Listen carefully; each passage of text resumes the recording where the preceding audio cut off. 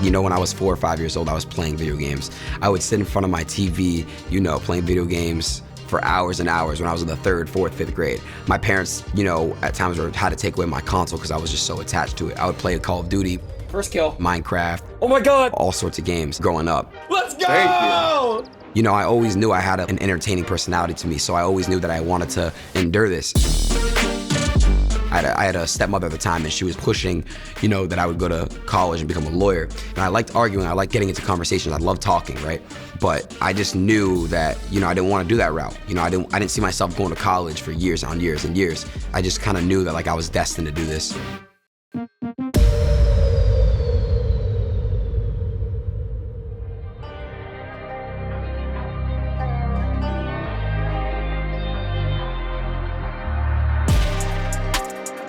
When you have no followers, it's the hardest part. But if you believe in yourself, you know, you truly can see yourself being someone, you know, somebody, you're just gonna get there. You know, the law of attraction, I'm a heavy believer in that. You know, whether you're religious or not, there's definitely a higher power. You're definitely gonna get signs, you're definitely gonna get realizations, and you gotta study those things and you know, you gotta catch on to them. If you're getting a sign, you know, if you're in a toxic relationship, you're getting multiple signs that this person is not the one, leave that person.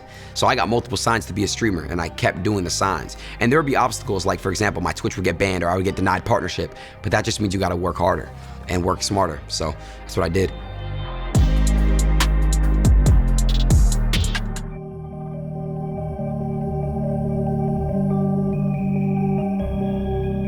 Growing up in Three Rivers, you know, it's like very, very small. Everyone knows each other. It's one of those types of communities. You just get like a family vibe to it because everyone is just always like in each other's business and stuff, so. When I was about, I think I was like 12 or 13, I was sleeping over at a family member's house, and like a cousin of mine was heavily under drugs, and they got a knife and they stabbed me in my arm. And luckily, you know, I was sleeping like this. They could have got like here or somewhere around here, but I was very lucky. But I woke up, pulled it out, went to the hospital. I'm glad I went through something that traumatic at a young age so I could prepare myself for more trauma in the future. Damn, bro. My very first console was a Nintendo 64. It came out around the same, like when I was a baby. So I played it, you know, for the first time when I was like 4 years old. I played Mortal Kombat in like a diaper and just like play it like all day, all night when I was like 4 or 5. I realized when I started streaming on Twitch that I could really make this a living. I would say senior year in high school, you know, it was the second half of senior year, right after winter break, Christmas break. And I knew to myself, like, hey, it's time to stop effing around. If you really want to make a career out of this, you got to do it now. You can't wait till after you graduate because it's more pressure and you're gonna have to get a job and all these things. So I knew at that point, I was like, okay, it's time to lock in. I didn't go to my high school prom. You know, I missed out on a lot of opportunities with my friends, a lot of field trips. I was actually even gonna miss my graduation, believe it or not. So your senior year, you're supposed to enjoy your senior year, but for me, I was just in another type of like mindset. It was crazy. And all my friends were obviously doing the partying and stuff. So I was sitting there 12-hour streams every weekend, back to back, just going crazy and grinding. So when I started making, you know, a couple $1,000s a month as a senior playing video games, you're just like, damn, this is crazy. From that point on, I was like, okay, now I realize how big this can be.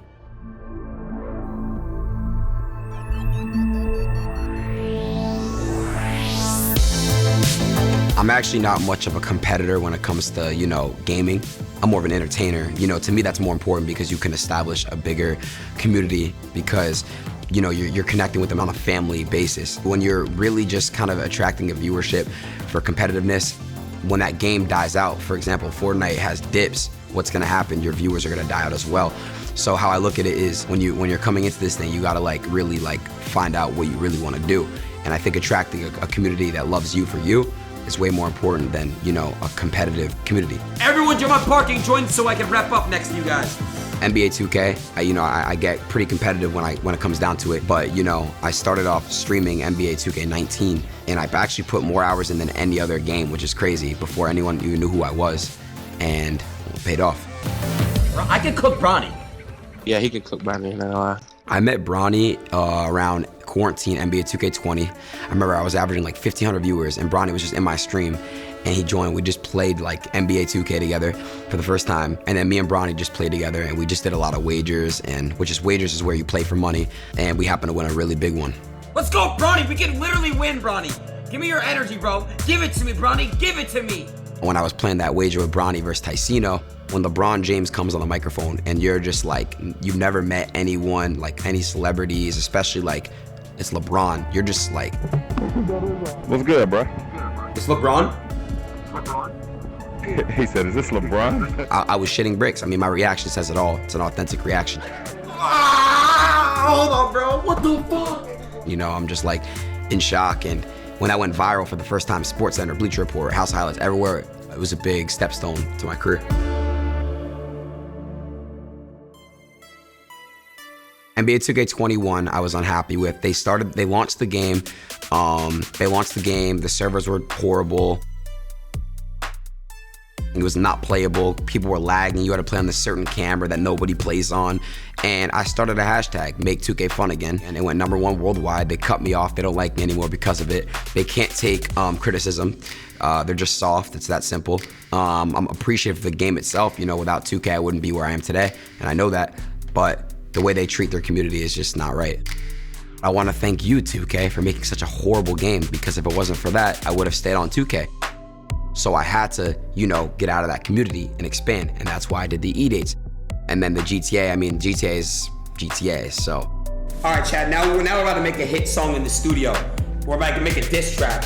When I left the 2K community, I was averaging maybe 5 to 10K. The E-dates literally doubled my numbers, 10 to 20K easily every night.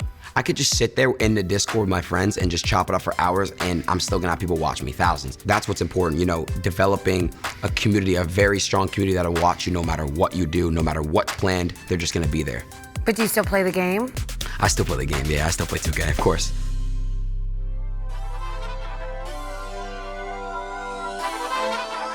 I wanted to get into many sides of entertainment. You know, I always wanted to expand, get into IRL streaming. IRL streaming is in real life streaming, if you don't know, just chatting streaming. So where you see me do the collabs with the guests and stuff. You know, I just knew I wanted to keep expanding. I knew I wasn't just gonna be an NBA 2K streamer. I moved to making my own GTA server. I moved to doing, you know, hot tub streams with people and just all sorts of, you know, out of the box type of things. I would say my first biggest check from streaming was actually a year ago. It was literally probably January of 2021. It was after SSB World launched. I got the server check and I got my Twitch check because I put so many hours and averaging so many viewers. And I remember I went out to visit LA. I fell in love with that lifestyle. I got caught up in it a little bit. You know, went shopping on Rodeo, went shopping for some designer stuff. Saw the nice cars. I was like, okay, bet. And then I got hit up to do a creator house with Banks, Rice Gum, Summer Rae, and Mike Malak, and I was like, okay, bet. My first big purchase is gonna be a car. And I bought myself a Lamborghini Urus.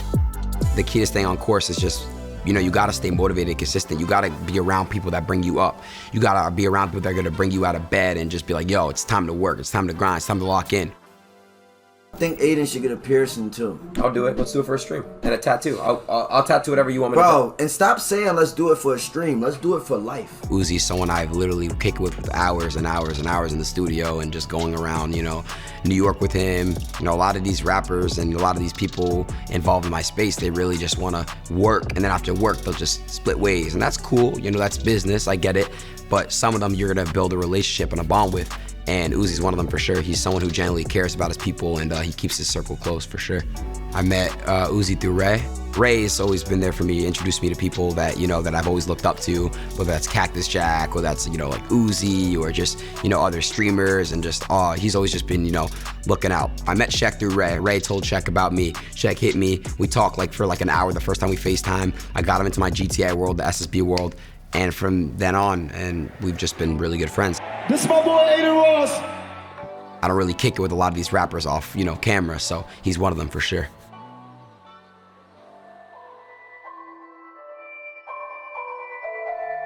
You got into some beefs and controversies with rappers like Fulio and Polo G. Yeah. Got you a lot of attention. Do you think that in a way it helped your career? Oh, 100%.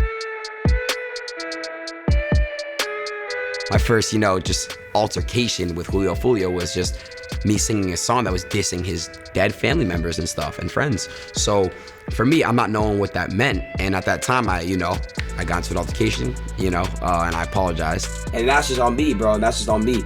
I just gotta understand where to draw a line or whatever. And that's on me.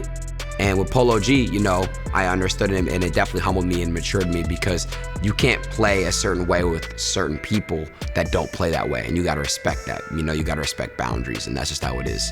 But it definitely helped me for sure. It went viral everywhere. I mean, clips were made, followers were gained, money was made. Definitely helped. I got no problems with anybody right now, nah. I have no issues with Julio. Julio and I actually, you know, we're good friends. Polo and I are cool, you know, we're fine, we're past it. I was involved, you know, in a crypto scam. That's something, you know, you come into the game, you know, you're 20 years old, you have no guidance, you have no management, you have nobody telling you, you know, this is good or bad. And I see a big check, I'm like, yo, I gotta take this. It's too much money. It's the most money I've ever received from anything.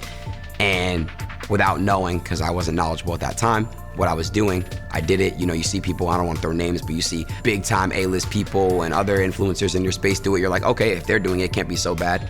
I did it. Do I regret it? No, because, you know, I know that I'm never gonna make that mistake again to ever try to put people onto something that's gonna flop. You know what I'm saying? So, you know, there's still people that probably want to rip my head off, but I can say, you know, one thing, if anybody that I know that watches my stream has ever bought that token, I've always been like, show me proof, show me the receipts, and I'll reimburse you myself. Nobody from my community personally that I found so far has purchased it. If I do, and you're seeing this, you know, hit me up, I got you. I'm human, I'm gonna make mistakes, I'm gonna grow from it. I'm gonna, you know, keep trying to get better. I'm gonna keep maturing. People see a lot of clips, you know, they judge people off clips. But one thing I could tell you is, you know, I'm trying my best, and yeah, I'm just living my life and doing the best I can.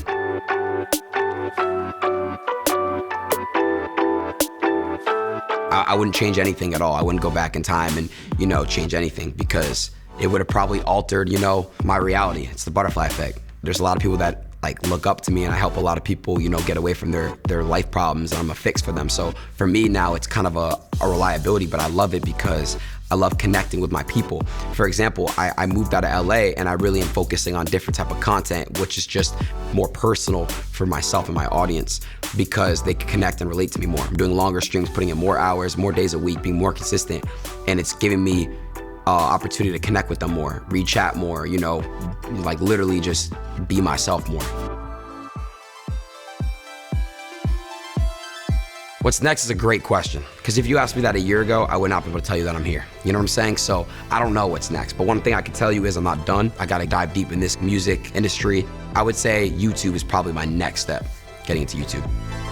If I were to look back in high school and be like, yo, Adin, you're gonna be making tons of money, having tons of fun, and having a community, a big community. We're at 39,887, bro. I'd be like, nah, it's not. No, there's no way. I feel like I got it really quick. And you know, with the power of TikTok, anyone can get it right now really quick.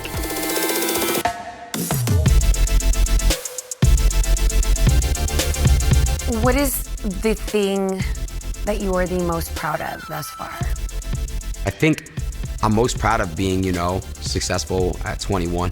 But I feel like I have so much more to do and so much more to prove, and I have so much more to accomplish that I'm not even like proud of myself as of right now. But I'm grateful and appreciative, don't get me wrong. Like every day I'm like, wow, my life is amazing, my life is great. I'm not really proud of myself fully yet, if that makes sense, because I want to stay focused. Everything for me is just business, time is money. So, you know, I'm working right now. I'm 21, I'm young, I gotta grind right now. You know, I gotta make sure I'm working.